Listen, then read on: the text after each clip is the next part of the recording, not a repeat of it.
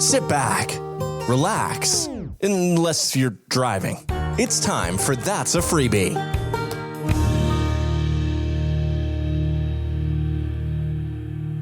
Hello, everybody. You are listening to That's a Freebie. I am going to start the show, as always, with an Ask a Freebie question. This week's question is really straightforward, but I will probably complicate it because that's what I do. If you haven't noticed that by now, then you need to listen more carefully. The question is, white or brown bread?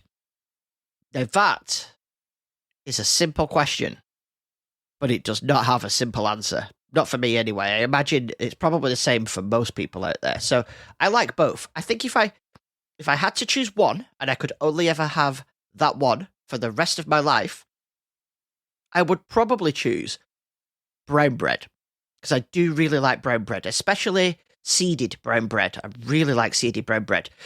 However, it does all depend on the filling or the use. So if I'm having, like, let's say, a ham sandwich, brown seeded bread, perfect, right? But if I'm having a bacon sandwich, big white fluffy farmhouse bread, absolute favourite. Unless sourdough is available. Really like sourdough bread. And I mentioned this to somebody the other day, which is where this question came from. I, from time to time, like to convince myself that I really like rye bread. I don't know why, but I get into my head, ooh, a bit of pastrami on rye. It sounds really, really nice. It's not. Rye bread is disgusting. It's like chewing cardboard that's already been chewed. Oh, that's my take on it anyway. Let me know what you think. If you would like to send in your own question for Ask a Freebie, all you do is go to that'safreebie.com and you can fill in the form on there that has sections for Ask a Freebie. You can submit a Podtales episode topic, or you can just give me general feedback as well. I have recently made a few updates to the form. It should be a little bit easier to fill in, and more importantly, I now will be able to see it easier. It actually shows up now in my show planning document when I receive a response, which I think is pretty amazing. It's great. You fill in the form and I go to plan a show and it just shows up. It's fantastic. Can't believe that I never thought of trying to find a way to do that right from the start.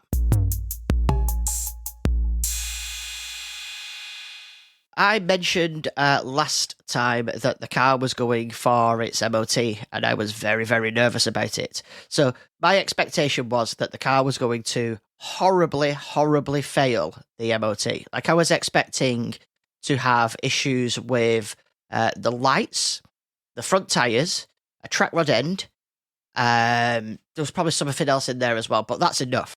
I was expecting all this to be quite problematic, and the only thing it failed on was the front lights. I was really surprised. Now, the reason I was expecting front lights is because every single time it goes for an MOT, the left-hand light is always a little bit too low compared to where it should be. So they always need an alignment doing. And I always say to them, if it fails on headlight alignment, feel free to just adjust it and I'll pay for it when you come back, because I'm so used to it being that I just factored that into the cost of it now. But I had also noticed recently that the front light on the passenger side was a little bit dimmer than you would normally expect. I wasn't too sure if that was due to alignment or not. So anyway, I went back to pick the car up, and they said that the lights are basically, they're too cloudy. So that's obviously not good. It means they're not lighting the road up properly. Everything else that I thought was going to fail on was just a advisory. So there are things that I need to get done, and I will get them done. The front tyres especially do need sorting out, but I want to get the front tyres and the track rod end done at the same time, because the track rod end is causing the tyre to wear unevenly. And so they said about this light, they said, it's either going to need the full light replacing, or it's just going to need cleaning. So I went, okay. I was expecting quotes, so I was like, have you got a price on that so I could decide which, if I want to do it, what I want to do? They looked at me and said, oh, no, I don't know how much it'd be. I was like, oh, okay. And I'm thinking, this is not like a basic part of the job. Like, something fails on the MOT. Do you not think I better get them a quote for that when they come back and they can decide if you want to do it or not? it's called trying to get business.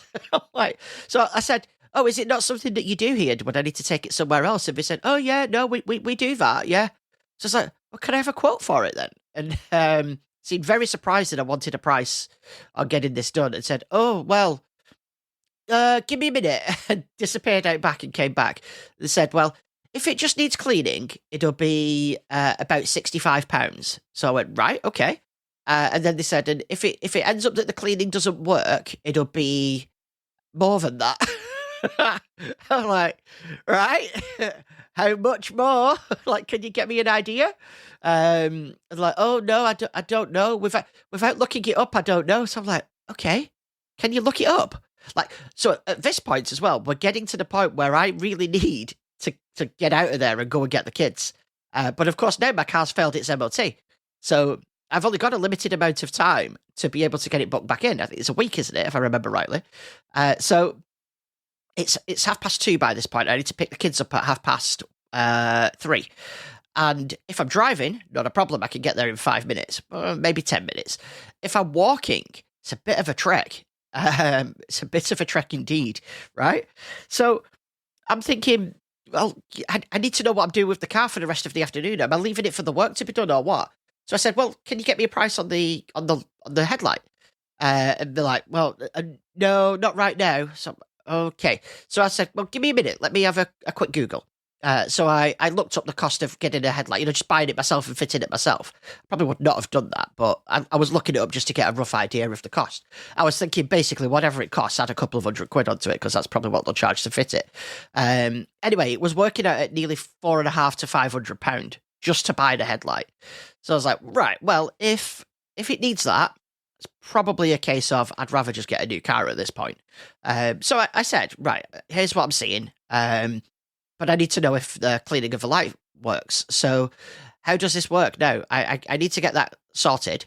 Do you sell a cleaning kit? And they're like, well, we do sell a cleaning kit, but we only have one of them left in stock, and it's one of the ones reserved for us to use if we ever need to. So I'm like, well, this sounds like a situation where you need to. Could you maybe use it on my car? And I'll pay you for it? And they said, right, yeah. That's what the £65 did before. So I said, right, if it doesn't work, do I still have to pay for it? I understand if I do, because you've used it. I'm actually not that bothered about that. I'd rather not, but I do get it. You've used the part, as it were. And they said, oh, no. We're not monsters. We wouldn't charge you for something that hasn't worked. So I'm like, right, okay. So when can I get it done? They said, oh, well, we're fully booked up now until the end of December. So I'm like, what? But I need to get this solved within a reasonable amount of time so I can get it retested. And then they went, yeah, give me a minute. I disappeared out back in. This was an insane conversation. And up to now, I've been there for about 25 minutes. 3 other people have been and collected the cars in this time. So anyway, they came back and said, actually, one of the mechanics has said, if you're willing to leave it with us now, they'll try and do it before the end of the day. But we do close at 6:00. So what I would suggest is getting here about 5:45 to collect it. So I'm like, yeah, all right, that's not a problem. I'll do that. So I sets off walking for the children. To cut a longer story short, I essentially got the kids. We had to, so it took me about 45 minutes to walk to school. Then we had to walk back. I really needed the toilet, so we stopped at the pub on the way and we had a drink in the pub. We had Coke. I didn't get the kids drunk. That would be ridiculous. Hilarious, but ridiculous. So we stopped and we watched some tennis in the pub. Toby was really fascinated with the tennis. And then we went to the park. We went and decided what we were having for tea. We were going to go and have some tea somewhere, but there was nowhere open that was selling food, or nowhere that they would have wanted to eat anyway. Not in the town where we live. So anyway, long story short, we get back to the garage. Well, we get a phone call from the garage saying it's ready. And I was like, great. So got there, went in, said, did it work? He went, did what work? Oh, God, no. This was a different person to the previous person. Like, did what work?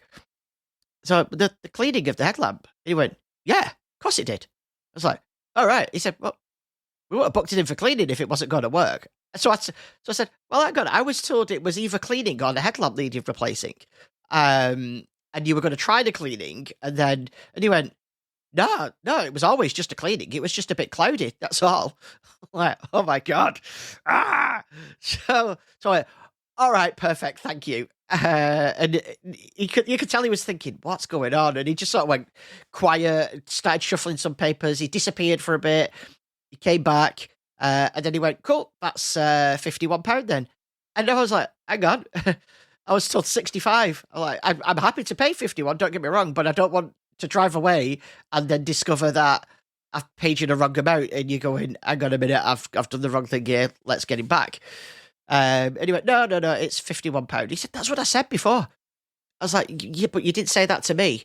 And he's like, yeah, no, that's not what I meant, but yeah, when they came and asked me before, I told them £51. That's how much the kit is. We're not going to charge you to wipe your headlamp. We're not going to charge you labour for that. I'm like, oh my God, okay. So anyway, car had passed its MOT. And I noticed, reading the document afterwards, it passed the MOT 10 minutes after I left the first time. So literally all he did was wipe it with this cleaning stuff and then passed it. Like, I didn't need to leave it. I could have driven to get the kids. Anyway, car now has an MOT. What a long story. I'm really sorry to give you such a long story, but I will try and keep the rest of them as brief as I can do for the rest of today. However, we then came to the next day. And this is the whole reason why I'm telling you the MOT saga, to be honest. Just so all that effort that I put in from 1:30 all the way until 6 o'clock to get the car through its MOT. I didn't put much effort in. It was more time wasted more than anything else because we were having to walk around all over the place. Yeah. I decided, for some bizarre reason, and I still, to this day, don't know why, I decided it would be a good idea to park my car on the way to work in a different place to usual. It was a slightly shorter walk, and I was like, you know what, on this day, it's chucking it down, I don't want to walk in the rain, I'm going to go and park at this other place, because it's undercover. And I did. And in doing so, I sideswiped my car down the side of a pillar in the car park, and scratched the rear door and the rear, the bit above the wheel. I can't remember what it's called. Wheel arch, the rear wheel arch. I scraped that thing all down the side of a pillar, and I was very disappointed in myself. I was so angry. I just slammed the door shut. I walked off. I didn't even look at it. I'd seen what I'd done in the mirror.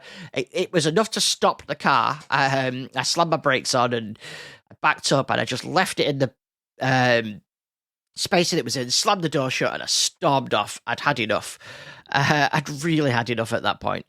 And so, anyway, I checked it out later on in the evening when I got home, and it was bad, but it's not as bad as I initially thought it was. You can hardly see it now. It's been washed a few times, and you can hardly tell it's there until you get really close up, and then you can see it. There were already some scratches there anyway, so it's not the end of the world, but oh boy, did it annoy me. So I decided I wanted a treat that night, something to cheer myself up. So I went across to the supermarket. I got myself a bottle of Pepsi and some giant crumpets. I don't know why. I thought giant crumpets will solve this problem. Yeah, I'm going to have some giant crumpets. Gets home. And then I decided to pour myself a glass of Pepsi first. I undoes the cap.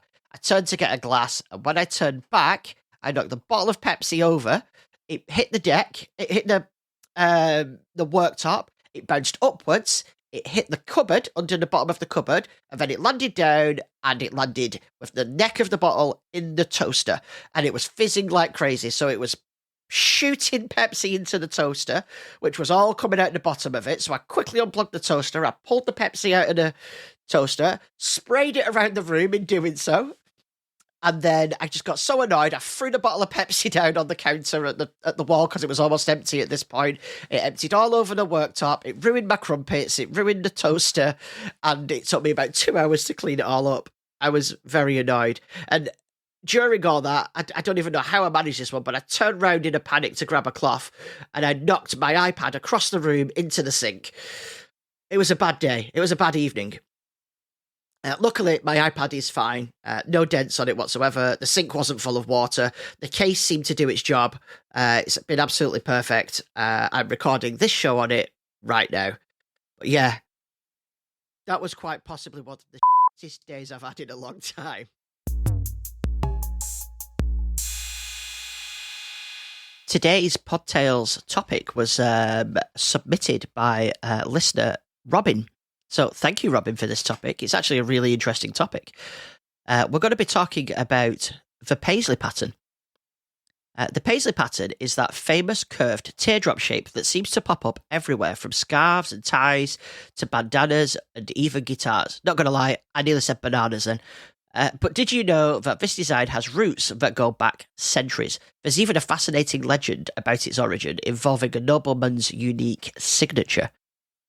The Paisley pattern, or bota in Persian, originated in ancient Persia, which is modern-day Iran.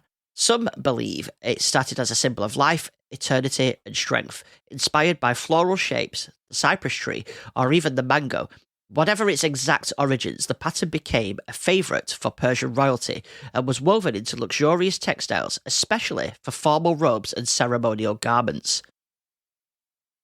An interesting folktale adds another layer to the story. According to legend, an Indian nobleman or ruler who couldn't read or write would press his thumb or handprint into documents as his signature. Over time, the shape left by his hand, which was like a teardrop with a slight curve, was stylized and adopted into textile designs, contributing to the recognizable Paisley shape. Though there's no historical proof to directly link this practice to the origin of Paisley, the story adds a unique twist to its rich background and reflects how symbols can evolve with cultural storytelling. The pattern spread across South Asia, gaining popularity in India's Kashmir region. There, it was used on shawls, especially during the Mughal Empire. By the 18th century, these colourful, intricate Kashmir shawls were highly prized exports, and the British could not get enough of them. What a shocker.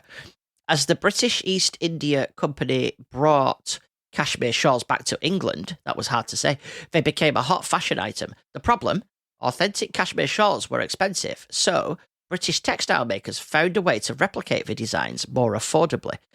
The town of Paisley, in Scotland, became the centre of this trend. Using advanced looms, Paisley's weavers could mimic the shawls, adding their own colourful twists. They even invented ways to add more colours to the design, making Paisley shawls accessible to a growing middle class. It didn't take long for the pattern to be named after the town itself, and by the 1800s, Paisley was a must-have design. See, I had no idea that Paisley, or the name for Paisley, more accurately, originated in Scotland. Paisley's popularity has ebbed and flowed over the years, but it's never truly gone out of style. It saw a major revival in the 1960s, with icons like the Beatles rocking the pattern as they embraced Indian and psychedelic culture. Fender even incorporated their guitars with Paisley wallpaper, creating the iconic Paisley Telecaster. And it didn't stop there. In the 1980s, pop legend Prince named his record label and studio Paisley Park, paying homage to the pattern's rock and roll history. Paisley even showed up in the 2010 Winter Olympics when Azerbaijan's team wore Paisley-decorated uniforms. Today, Paisley is as popular as ever, appearing on everything from ties and bandanas to wallpaper and furniture. Brad Paisley, the country singer, yes, that is his real name, is known for playing a Paisley pattern guitar. The pattern also remains a staple in South Asia, with designers using it in everything from fashion to home decor. Whether it's on a suit, a tie, or a guitar, the Paisley pattern continues to be a beloved part of fashion and culture, from its ancient Persian roots to folk tales like the nobleman's handprint and its place in the modern design. Paisley is proof that some styles are truly timeless. So next time you see that distinctive teardrop shape, remember, you're looking at a design with centuries of history and a few legends behind it. And as I said at the start, this topic was suggested by Robin. If you want to suggest your own topic, you just go to that'safreebie.com and fill in the form there.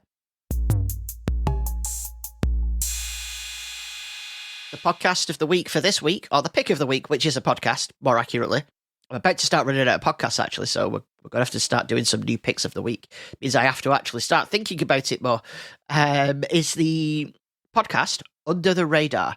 Under the Radar is a 30-minute podcast, or around 30 minutes. I think they try to never go more than 30 minutes from what I can gather. It's hosted by Marco Arment and David Smith, and it's about iOS app development. They both make two of the most popular applications that are available for iOS. One of them being Widgetsmith, and the other being Overcast, the podcast app. And they talk about their journeys in making those apps. They talk about their coding in general. They talk about how pricing apps works and how they make decisions based around like the users and things like that. It's very interesting to give you a little bit of an insight into how app development actually works, because there are things that they have to think about that I don't think I would ever have considered when it comes to making an application. And yeah, it's just very interesting, the same as most things. So yeah, I would suggest having a listen to that as well if you're into learning a little bit more about iOS app development. Not necessarily the coding side of it, but the business of it, or the way it works in general. That is all for this week. I want to say thank you very much for listening. We've made it to 71 episodes together. How amazing is that? I am quite impressed that people have stuck with me for this amount of time. Just hearing me babble on about nothing every single week. So thank you very much. If you want to reach out to me on social media, you can go to that'safreebie.com, where there are links to to every single platform that I am on. The link there is there for the show's feedback form if you want to send me any suggestions or topics in. And just a quick reminder as well, there is That's a Freebie Plus. There is a link for it on there. That's a Freebie Plus listeners get access to the pre-show and the post-show, which is the pre-show is usually just me going through my document to make sure everything's available. Sometimes I might give a little bit of a tidbit out. The post-show, or the plus section as I tend to call it, is always an extra topic of something that's gone on during the course of the week. I don't do any editing on that section whatsoever, so you hear my complete thoughts without any changes made to the language that I use, I suppose is the best way of putting it. And I usually try and pick the more spicy topics for that section, just because it's a good place to put it, really. This week, I'm actually going to be talking about the Manchester Christmas markets. Do I love them, or do I hate them? Find out in about 10 seconds if you're a subscriber. If not, subscribe.